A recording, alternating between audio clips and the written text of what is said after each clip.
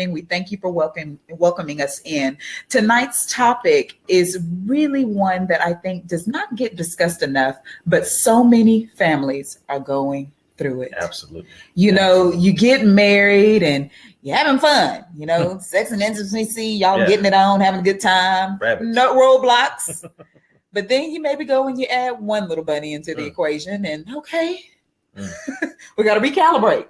We got to recalibrate a little bit. Then maybe you add a second bunny in there. Okay. Just really kind of got real here. And then before you look up, that sex and intimacy thing has become more of a challenge than it is an enjoyment. Yeah. Or you got to schedule it. Yeah. Pray for it. Hope it falls down like manna from heaven. Yes. All of that. So tonight we are talking about what happens to sex and intimacy after having kids. Indeed.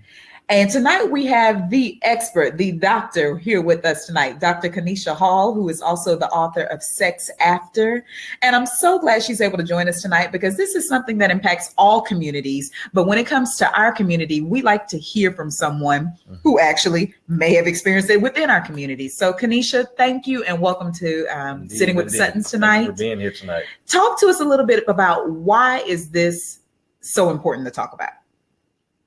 Well, I think it's important to talk about because it's so common, whether it's children or there are so many obstacles to intimacy and just communication and relationship development in all types of relationships. This just happens to be one particular, cause we can put our finger on when we say children, when it comes to barriers to intimacy in relationships.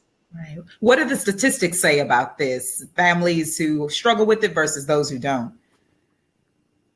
Honestly, if I make me lie to you, I don't know any specific statistics as it comes to children. We all know that divorce are at a high, and the number 3 causes being infidelity, financial struggles, problems with communication, and intimacy is a part of that.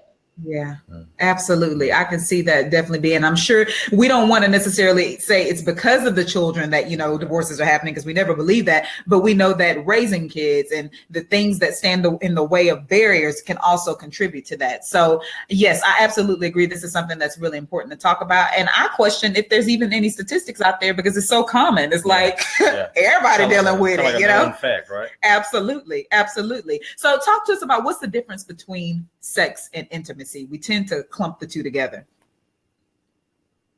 Well, the difference between sex and intimacy is just like me asking you, do you hear me and are you listening?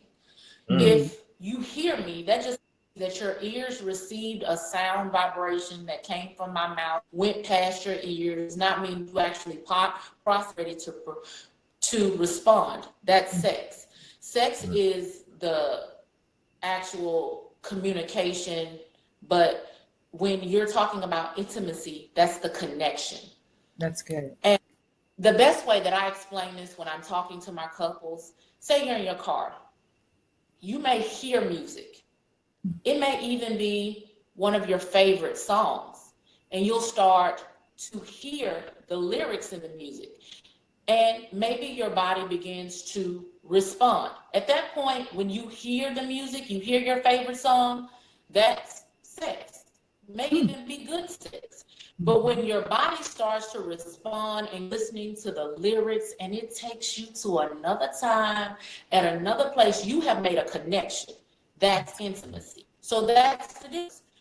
Have sex and not have intimacy. But when combined it, you have a connection, a true relationship, you will not be how you can actually involved in physical connection. Right. That's a really, really good analogy. Can you still hear us okay? Okay, maybe looks like we kind of lost her here. Let's see. Let's try it. Give us one. Here. Can you okay, you're still there. Perfect. Good old technology. Okay, so for those who are planning to start a family, what advice would you give them to help them prepare for the change that's getting ready to happen in their love life? One thing when I do talk to couples that are expecting and relationships in general, understand that the foundation is important. First and foremost, know that children will not fix anything. If anything, they will expand a crack in the foundation, make it more noticeable. Wow. So if you don't have good communication, you don't have a good foundation, you're not going to fix that problem by adding children. I always tell them to focus on, why are you wanting to be with this person and make a child? Form that good foundation. Make sure you're on a solid foundation before you go at children to fix. And sometimes it's beyond our control. The best surprises are just in that, surprises. So in order to prepare for it, you really want to work on your communication, and you want to be clear with your partner where you want your relationship to be even after you have children. Even everybody wants a super parent. You want to be a super dad, mom, but don't forget that you wear more than one hat. You need to be a good wife. You need to be a good husband. You need to be a good mother and father, but you still got to be a good friend, a good sister, a good brother. And it's juggling, it's multitasking, but it's very doable if you perceive that this is what you're going to be doing. If you understand that you're going to have to wear multiple hats and be different things to different people, you can do it. Right. Yeah. So what I hear you saying is that it's important that you talk about these things. It's not just a matter of, do we want to have kids? Yes or no? How many? 2? Okay, done. The communication doesn't stop there. And just because you're getting ready to take on the title of parents doesn't mean you get to drop those other balls. That's what I hear you saying. Well, and it always helps when you are starting, if you're starting a new business, a new relationship, a new marriage, it helps to have mentors. So connect with other parents, connect with other people who have been where you're trying to get, and learn from their successes and their failures. That's good. Yeah. That's good. And that's something that we don't do enough of. You know, we always think it's going to be different in our situation because we got this, or, you know how that goes. But then you also got to find a good balance of when to let people in your business and when to keep them out of your business as well. Right. It's, speaking on that, do you recommend that, people sit down and talk to family more so about this, or should they talk to someone more like you when they're trying to plan for how their life will change in that aspect? I think you do need some objectivity. Tell you this, when I found out I was going to be a mother, the first person I reached out to was my mother. We have a wonderful relationship, and I'm blessed to know one of women that I'm related to, that I'm best in heart, but I give out advice, close. You don't want, I understand what you're saying. You don't want a whole lot of people in your business, but I do believe that objectivity is important as well. Sure. That's real good. That's real good. Yeah. So what are the common reasons why women don't desire to have sex after having children? Well, I don't think people realize that for women, it's a complete transition. You are a womb for 9 months. You carry life, and you don't define yourself as a sexual being because you are a carrier of life. And it's to make that transition boom to, Beyonce's. It's hard to make that transition. And for instance, with breastfeeding, at one point, women's breasts are, form a frequent spot of stimulation. But when you have a child, they're a form of nourishment. That's how you provide food for your child. So it's hard for you to make that leap from, I need to nourish child, I have a baby that needs me for everything, lived inside of me, or physically attached to me via the umbilical cord. So cut that cord, body, and now you want me to put on lingerie, and that doesn't happen like that. And it doesn't mean that it will never happen like that. You just have to understand the transition. Just like you're wearing all of those hats, you can't balance 4 crowns at one time, okay? Because heavy is to you have to live in that moment of motherhood second. And, you know, from a bond with your child.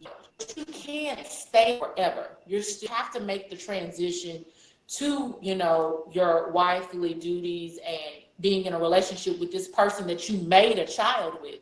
But there has to be patience and understanding of what this woman is going through. She was a carrier of life for really more than months. It takes 4 weeks. They held this being inside of them, and they have to go through that transition till they can redefine their sexuality and femininity and get back to their, you know, that role of, you know, seduction and intimacy. Absolutely. Requires patience. So key takeaway for the guys out there listening: after that child is born, give it a little time before she gets back into those Vicky C's. That's what I got from that. Be patient. Yeah. But her, like, that is a vulnerable time when you're not just dealing with the physical changes in your body. It is an emotional role. I've been there. I have a 2-year-old. It is an emotional roller coaster. I still remember sitting in front of my television crying at life insurance commercials, and I have no idea why. So it is an emotional roller coaster. You have the hormones of 20 raging women ripping through you for like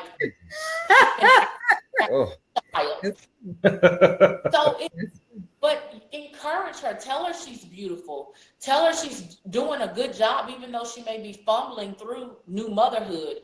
But give her time, give her space, and encourage her. You know, don't forget how we made this baby, okay? Mm-hmm. Never forget. It's true. That's true. That's very true. If you're just joining us tonight with Sitting with the Suttons, we want to thank you. Tonight, we're talking with Dr. Kanisha Hall about sex after. What is our sex life like after having children?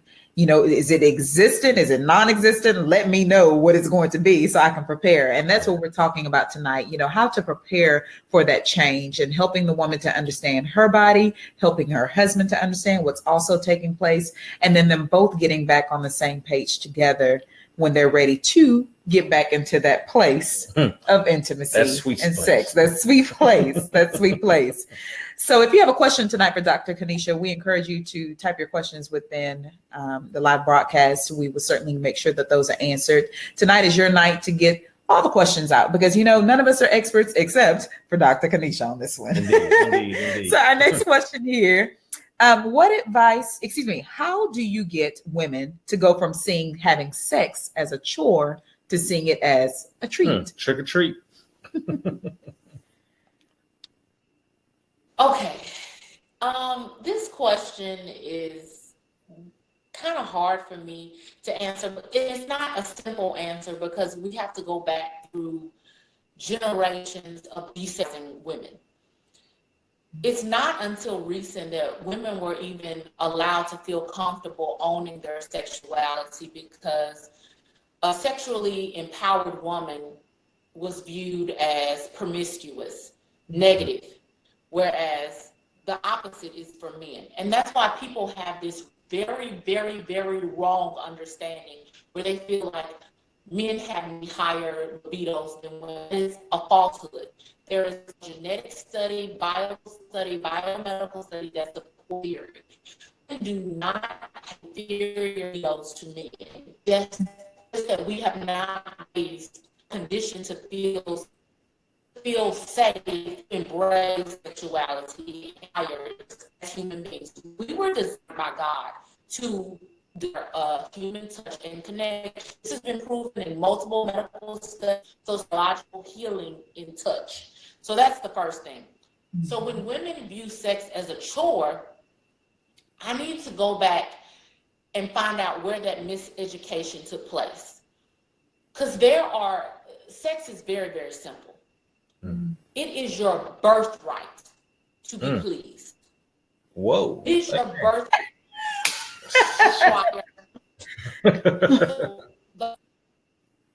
That's the two Bill of Rights when it comes to sex: permission and pleasure. So I need to know, when was this woman miseducated Did someone take her permission away? And when did she lose sight of her to be pleased? Because if you are being pleased with permission, how is that a chore? That's just like telling me, oh, you have to eat your dessert. No, I can't wait to eat my dessert. Okay? So if a woman views activity or she's been miseducated, we need to go back. I need to go back and I need to know, when did someone take your birthright away from you? Amen. You have put that at a whole nother light that I've never heard before. That's reaping the harvest God promised me. Take back what the devil stole from me.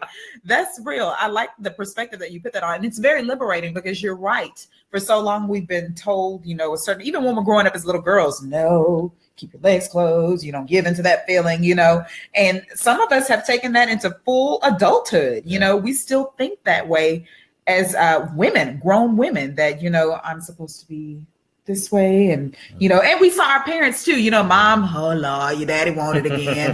He always wanted. And so we've just been ingrained and indoctrinated to think that it's a chore. But you're absolutely right. There are some women out there that got killer sex drives. Like, what? And know that you are fearfully and wonderfully made, and God made that thing for you to share it. That's right. And there's nothing wrong with that. Such a mess. I challenge you to go back and read the Song of Solomon. There were women in those songs they were not chaste. They were fighting their temptation and desires just like those men. So It's not, biblically inappropriate for a woman to have desire a physical relationship with a man.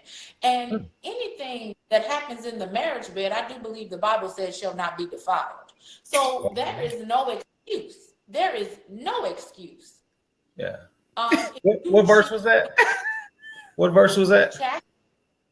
Huh? What verse was that? The marriage bed shall not be defiled? What verse was that? I have to. Tell him to Google it. Let me find out the Old Testament say bust it open and bring it back. Let me find out. That's what I'm talking about right there. I will tell you, Solomon, there is a maiden who is lying. It says to vividly describe the cedars that make up the ceiling of her bedroom, her boudoir. You know why she knew how descriptive those cedars were? Because she was on her back. Come on. Come on. Yeah. So there's nothing in the Bible that's new. Like, you can't give me a reason why two people who have come together and been joined together in matrimony, in the Holy Spirit, that you come together and form an intimate physical bond. Right. Right. That's good. Well, I will say that there, speaking to the woman who may not feel as, strongly about her sex life, there are some who do struggle in this and who do feel like, gosh, every time I look up, he wants it. And then those feelings are even more magnified after she's had a child. So, how do you encourage women to get past that thought? Do you tell them just get over it because that ain't the case? Or is there a process that they can go through to help them? The civil rights movement did not happen with one march, okay? The deconditioning that I am talking about as far as women feeling safe and empowered in their sexuality, it did not start with me. It didn't start with, look, although they're good, so if they weren't there, I'm not mad at them. But this is it's going to take discussions just like we're having right now. But particularly, let's go back to the couple. If you are a man and you feel as if your partner does not match your libido, that your partner does not desire that physical portion of your relationship as much as you do, why not start with conversation? Conversation is not invasive. It doesn't even, you can take sex off. That's one of the number one rules of couples therapy. Let's take it off. Let's start at foundation. Let's start. Ask your partner, enjoy about being intimate with me? It's not necessarily being physical, and you enjoy about sharing space with me. Listen, and then take it further. So what do you enjoy about having sex with me? What do I do well? And I hope it's something that you do well is you're already in a relationship with this person. Right. And if you're the person on the receiving end of this information, you got to do three things. Listen, not hear, listen, adapt, age. After hear what you're saying, you're listening, process, you're taking it, repeat back to them what you heard, to receiving the message that they're trying to get across. So many people get triggered by the way that we say things, that they don't really hear the message. So they'll give you a message. This is what I like about being intimate with you. This is what I like about the way you touch me. And this is what I don't, this is not to hurt your feelings, but this is what I don't like. So take all of that positive information in, process it, and then listen, adapt. You're going to have to change some things. That's the wonderful thing about living. As you live, nothing stays the same. You got to keep evolving. You got to keep changing. And then engage. And engage does not mean jump her bone. Engage means show her that you heard her message. Mm-hmm. Show her that you are willing to do the work. Make it a little bit better. Step by step, into feet and steps. That's get to where you want to be. It's not an instant fix. You're not going to put your marriage in the microwave and come out with a hot pocket. That's not how this works. No. But if you're willing to put the time in and put the work in, I promise you it's something worth having.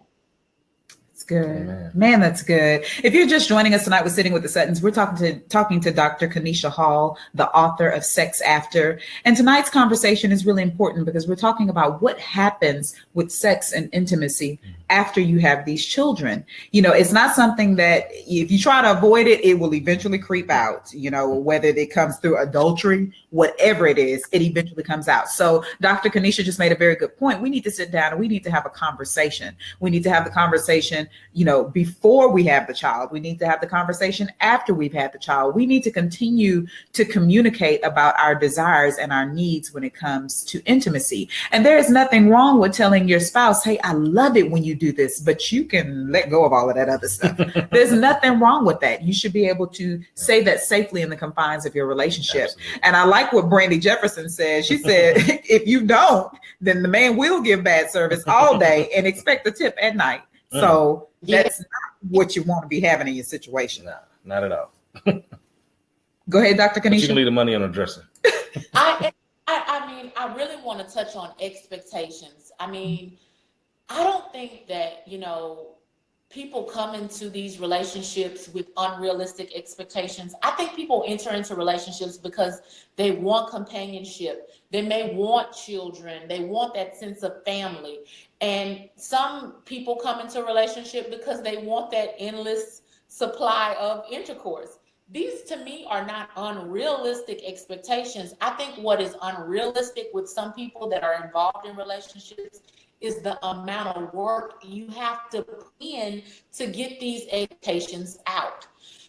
A lot of people need to realize, I don't know any healthy, successful marriage is on autopilot. It requires constant communication, work. Yeah, you're right. Yeah. Everything takes work. You're right. That's right. So, what advice do you give men when their wife loses her desire to have sex after having children? How do you help the men cope? Brothers, listen up.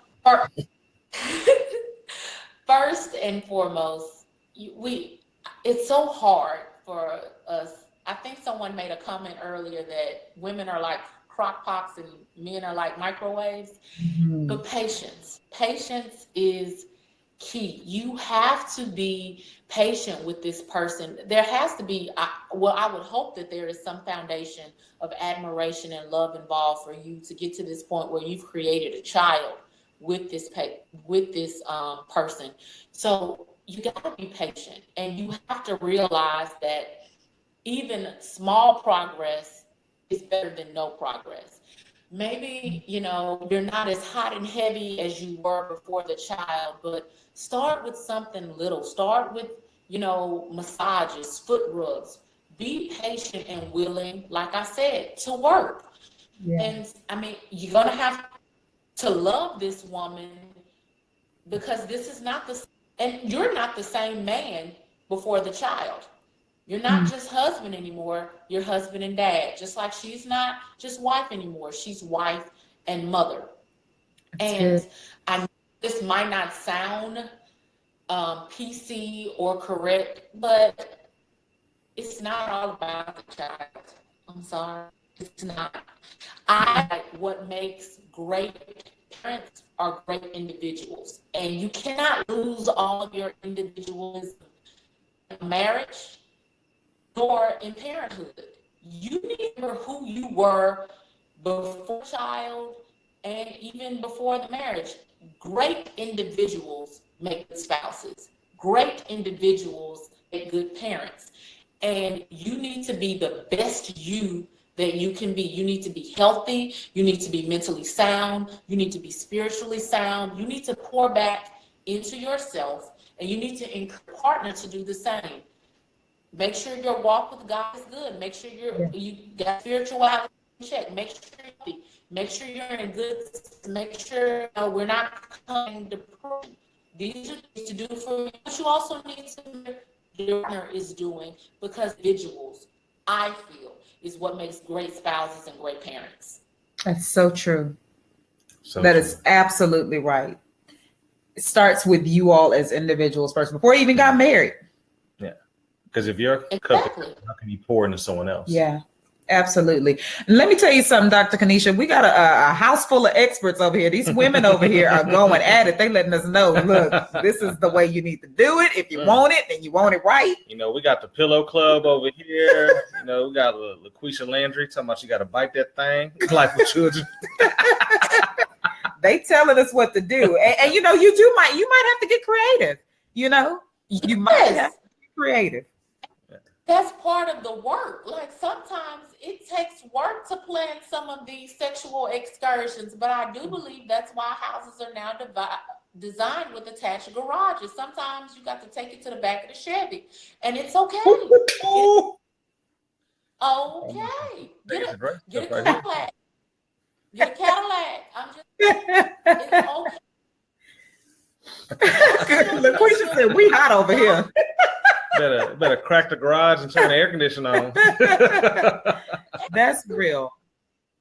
And people think, oh, you're a soccer mom now, you need an SUV. No, I need trunk space, people. Trunk space. Wow. I love it. So do you recommend couples plan to be intimate if they have a busy schedule with the kids? Is there something wrong with that? Sometimes people say you shouldn't have to plan it. It should just happen. There has to be, I believe, healthy relationships, a mixture of planning and spontaneity. You don't want to lose spontaneity. But yes, maintaining all of these hats and all of these wonderful roles requires a little bit of planning.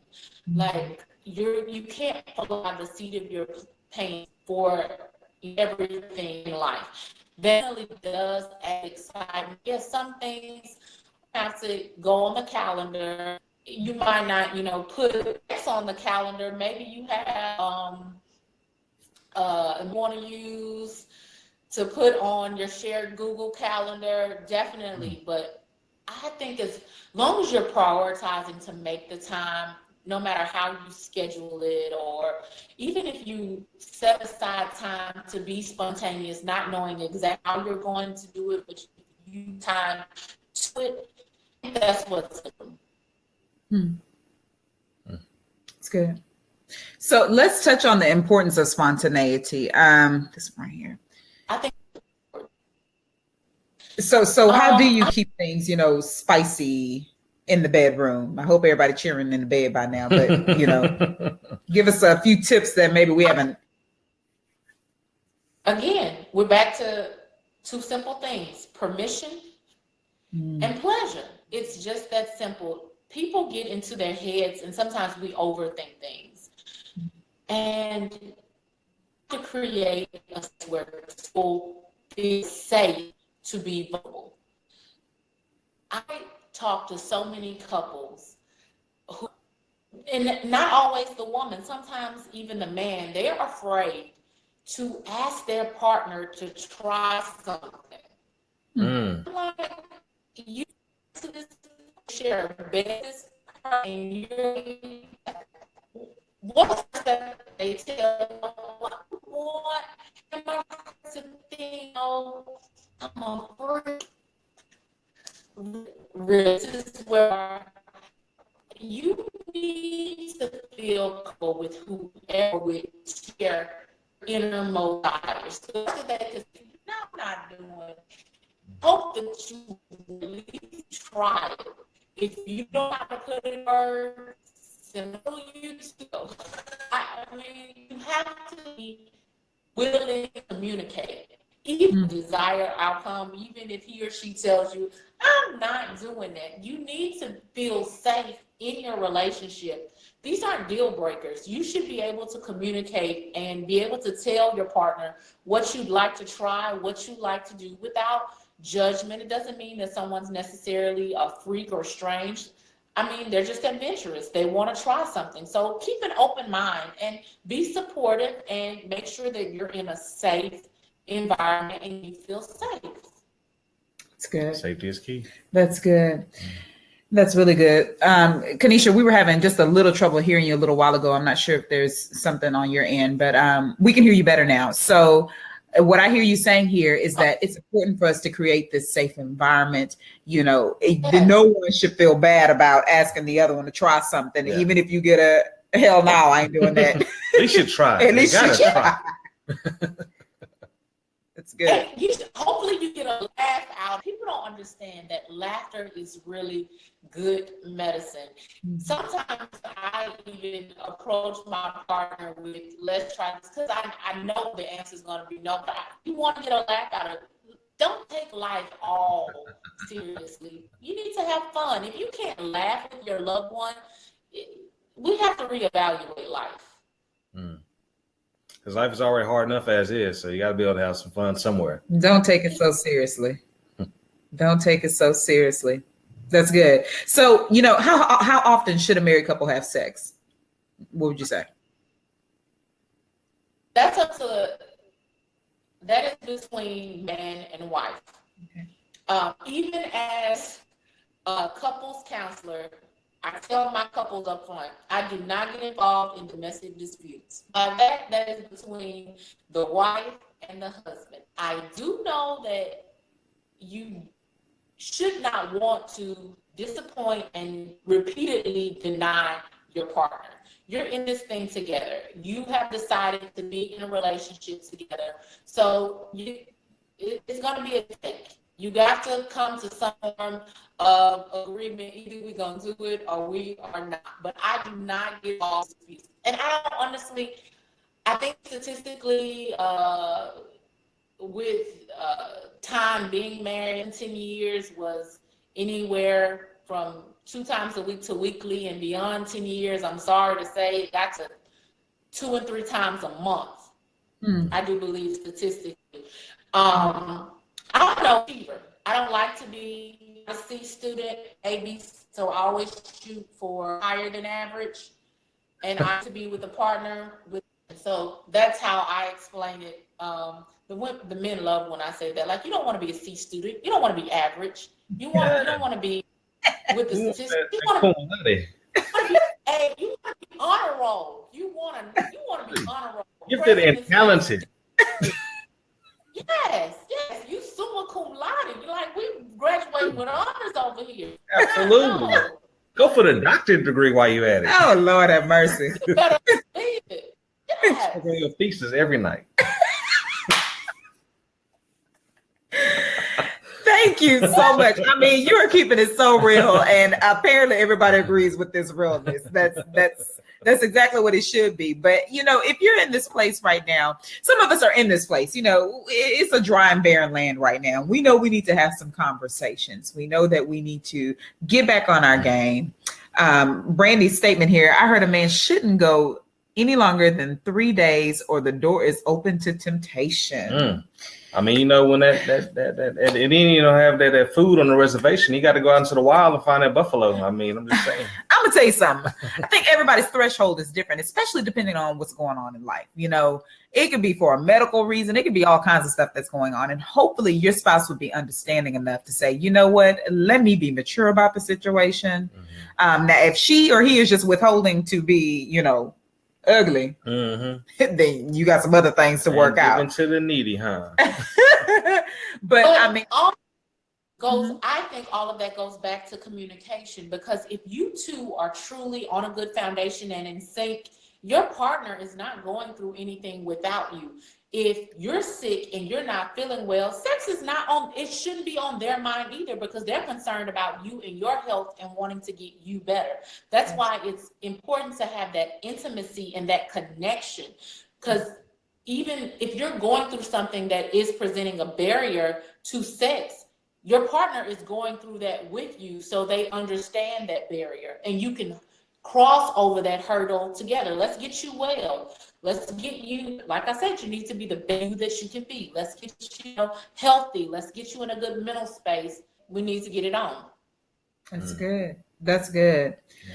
So to wrap this up real nicely and put a pretty little bow on top of it, if there is a couple right now that is struggling in this area, they have children, they can't remember the last time they've been intimate, can you give us just some simple steps that they can follow to get it back on track?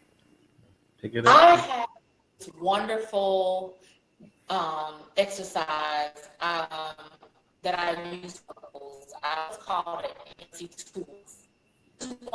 Exercise. First of all, it starts with, or any kind of tangible item to present some of a tug of war. You need to sit eye to eye with your partner. And I'm not talking about gazing into their eyes. See them for where they are in that moment. And take sex off the table. Really get down to back to communicating, back to that foundation.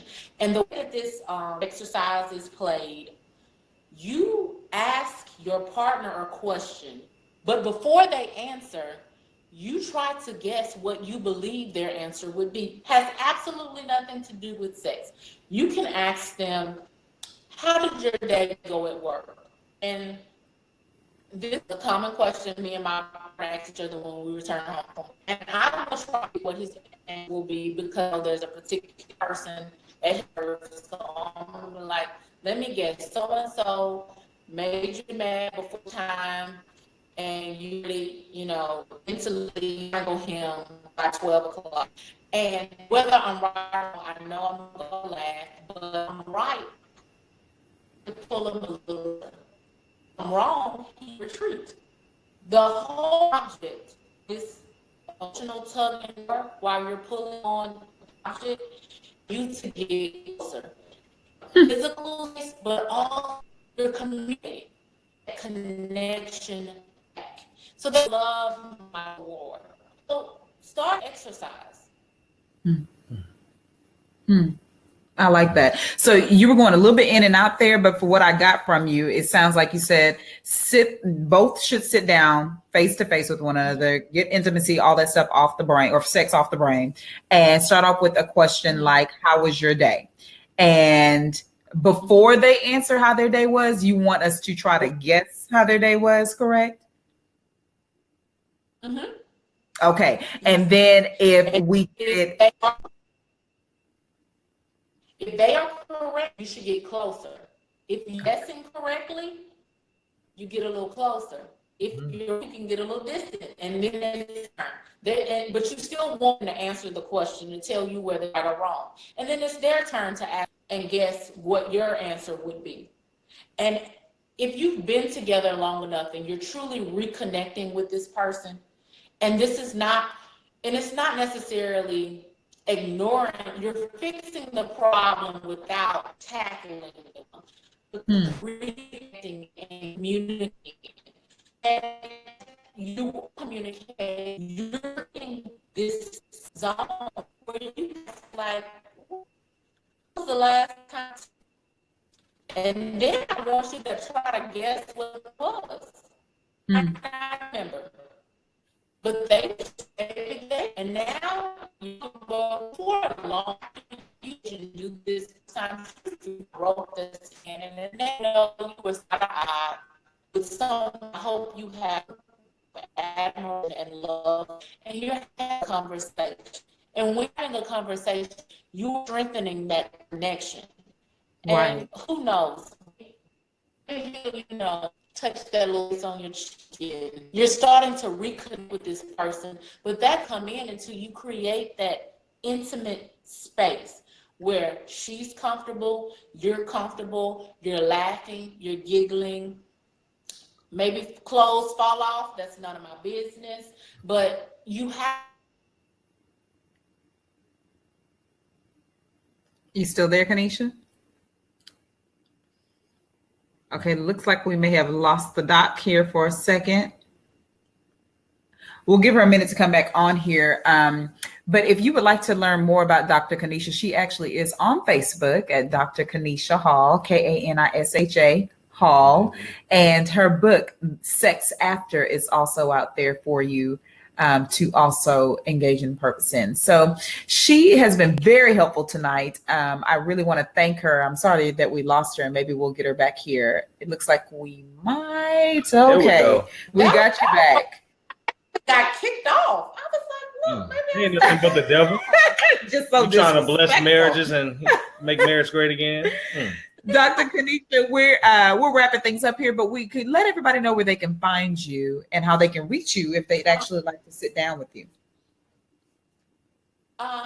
Place to start is my website, drkanisha.com, at Dr. Kanisha on all of social media, Facebook, Instagram, Twitter, and Snapchat. That's the best to go, drkanisha.com. I even have an Ask the Doctor section. So ask me your questions. I tell you no lies. I like that. So they can get answers right away right there. Well, we want to thank you again for joining us tonight and talking about a subject that rarely gets addressed. We hope that the information that you shared tonight will bless and help other families get to the next level in their intimacy in their sex life, because it is possible. But like she said, it's going to take some work. Work. And maybe a little creativity along the way. We've come almost to the end of our hour here. We want to thank you for joining us tonight. As you know, we never like to leave one of our Love Empowerment Hours without speaking words of life over ourselves, over our marriage, over our community. So without further ado, we will go ahead and raise our right hand and we'll get it kicked off. All right. Today, I will commit to being a better person than I was yesterday. Today, I will be open and honest with myself. Today, I will rid myself of negative views of dating and marriage. Today, I will do my part in making marriage great again. Again, we are your hosts, Tristen and CC. We want to thank you for inviting us into your homes tonight. We hope that you found tonight's subject matter very helpful. We ask that you share it with a friend, share it on your timeline. You just never know who might need to hear this message. It maybe wasn't you, because tonight, that whole peanut gallery, y'all own it. Y'all got things to do tonight. We learned some new things about LaQuisha. We learned a whole lot about the Jetty and them, everybody. So we want to thank you all for your commentary. We want to thank you for your helpful advice that was also very humorous. And we're just hoping that it'll help other couples out there who are actually struggling in this area. So please, again, like, share, and follow Tristen and CC, where we have more great advice on how to go about making marriage great again. We want to thank you once again, and we will see you next week, same time, same place. Sitting with the Suttons. Take care.